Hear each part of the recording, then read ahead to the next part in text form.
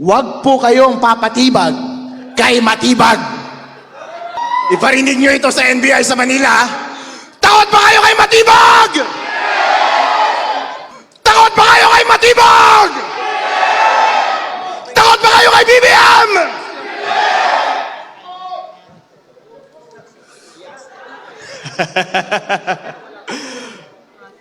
Huwag kayong matakot mga kapatid. Ako si Atty. Harold Respicio, Vice Mayor ng Reyna Mercedes Isabela, galing sa Northern Luzon. At ang Northern Luzon ay solid Sara Duterte!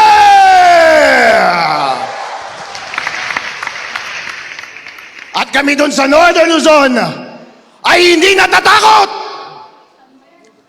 Kahapon, si Matibag, kinasuhan ako. Inciting to sedition! Inciting to rebellion! Bigyan natin siya ulit ng dahilan para kasuhan ako today. Gusto niyo yan? Alright? Kinakabahan yung mga nakaupo sa harap. Si Mike ang dami ng kaso. Nakasuhan rin yan kahapon eh. Nakasuhan rin si Senator Marcoleta. Para takutin kayong lahat. Pero natatakot pa kayo? Natatakot pa kayo? Alright! Maganda yan! Kapag sinabi ko matibag, sagutin ninyo yung damdamin nyo sa kanya. Pwede niyong sabihin, I love you. Or pwede niyong sabihin ng ibang bagay, okay? Lakasan ninyo ha. Hindi yon inciting. Kasi tinatanong ko kayo, sumasagot lang kayo. Freedom of speech yun, di ba? Alright. Matibag! Alright. Isa pa. Lakasan ninyo ha. Matibag!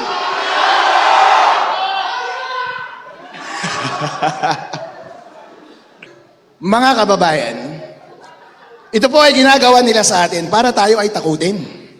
Pero karapatan po natin magsalita, hindi po? Hanggat hindi naman illegal ang ating ginagawa. Isa po akong abogado, alam ko ang sinasabi ko. Alam ko ang elements of inciting to sedition. Kapag ine-engganyo ko kayo, yun ang inciting. Pero kapag kayo ang sumasagot at tinatanong ko kayo, hindi inciting yun. Freedom of speech niyo yun. Kaya nila ako kinasuhan ay para tumahimik ako. Gusto nyo ba ako tumahimik? Gusto nyo ba ang tumahimik? Tatahimik ba tayo? Hindi po tayo tatahimik. Kayo po ang tunay na bayani ng ating lipunan ngayon. Dahil kayo po ay nag-ingay, meron po tayong nagawa. Meron tayong upper hand ngayon sa Senate. Yehey! Imagine po ninyo, hindi kayo nagsalita. Hindi nila mararamdaman ang pulso ng taong bayan. Dahil ang taong bayan, sino ang gusto nilang presidente? Duterte! Duterte! Duterte! Di ba? Dahil narinig yon ng mga senator, bumaliktad sila. Pero kapag hindi po kayo nagsalita, talo na tayo sa Senate. At kapag kayo ay pagbibigyan si Boy Matibag ngayon at matatakot at tatahimik, yung kanilang istorya niya ang masusunod. At mali na ang appreciation ng ating mga elected officials sa Senate. At baka isipin nila gusto natin ng impeachment. Gusto ba natin ng impeachment? Gusto ba natin ng impeachment? Ayun. Kaya magpatuloy po kayo sa pag-iingay. Huwag po kayong papatibag kay matibag. Alright? Atin pong suportahan si VP Sara Duterte hanggang matapos yung impeachment process. At ipagdasal natin sa Panginoon na hawak natin ang mayorya until then.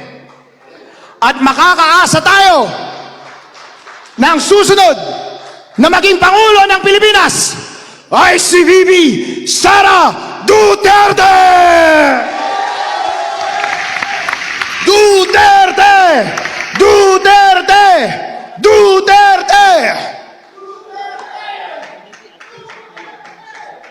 What's up sa inyo, mga tanga? Gago!